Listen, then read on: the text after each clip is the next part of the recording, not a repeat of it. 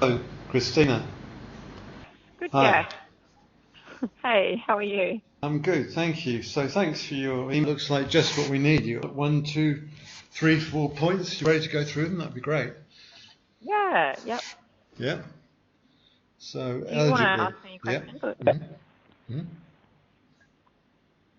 There you go, sorry. Yeah. So go ahead. So who's eligible? Yeah, so there's two key categories, I guess. hmm One is people facing what's called severe financial hardship, Yeah. and the other is people who need to access it on what's called compassionate grounds. hmm But I guess the important thing to understand about both these categories is that they're quite regulated. So as a superannuation fund, we can't really determine what we think is severe financial hardship or what we think is compassionate grounds. So, hmm um, as an example, severe financial hardship, the way the government defines it, is not being able to pay your immediate living costs. You should be already getting income support payments. You should have been receiving those payments for 26 weeks. You can't be on ab study or off study or youth allowance. So there's quite a lot of Sorry, sort say of that again. That didn't there's come through very well. Yeah, so you have to demonstrate that you can't meet your immediate living costs.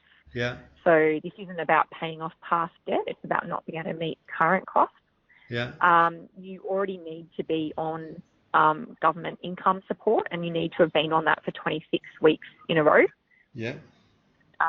And you also can't be getting other allowances like ab study or off study or youth allowance. Right. Uh-huh.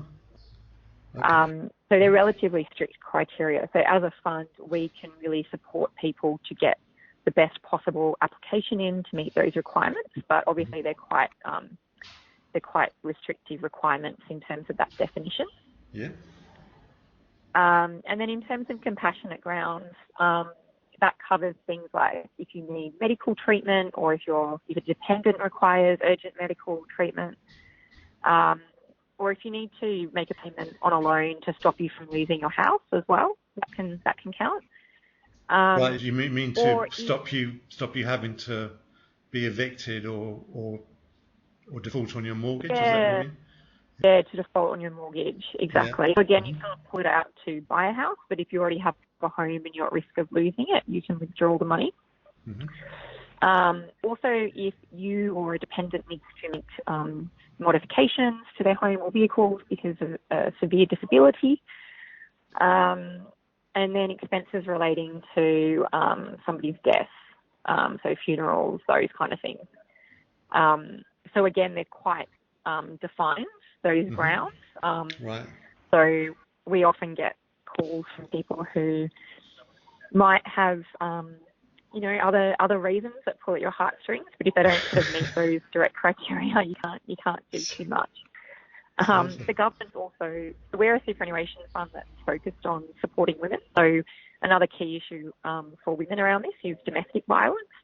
Oh gosh. So Right. in the past, it's been quite difficult for women. So often, I'm not sure if you know much about domestic violence, but one of the key hmm factors that often comes before physical violence is financial control.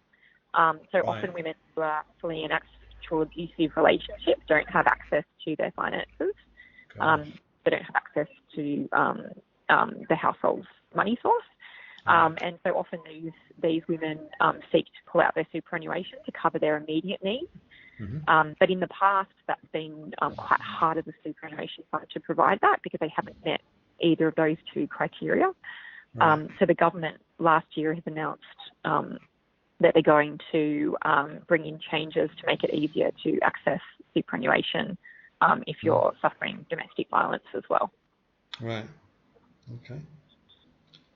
And where are we now? Are we at point three? The implications and consequences.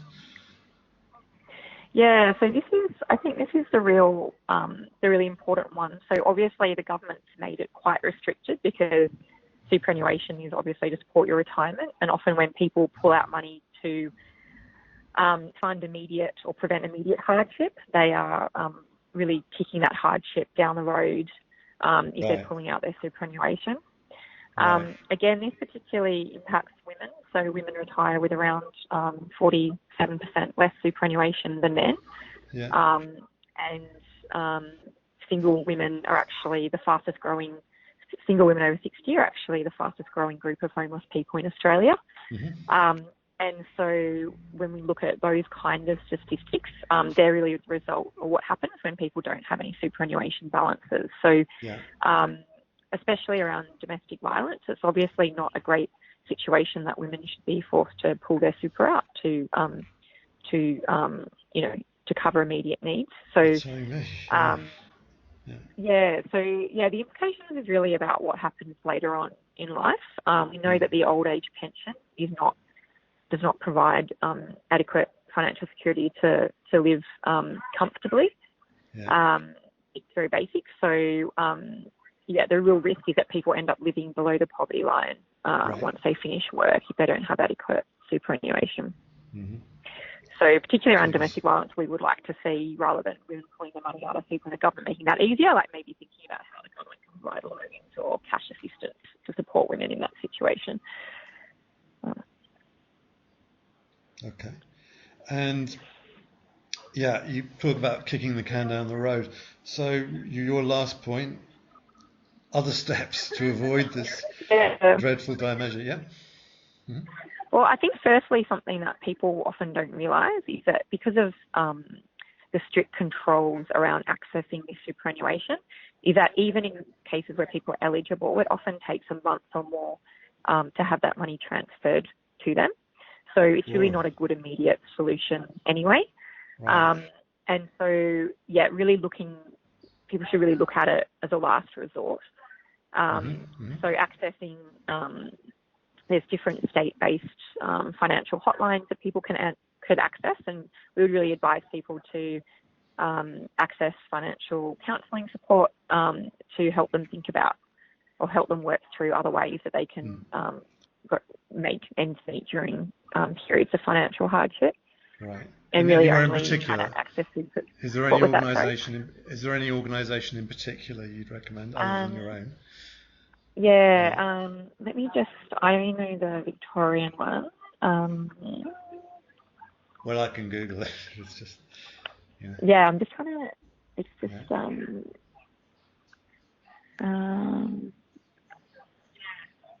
There's a free. I just want to tell you because there's a free. The national debt hotline.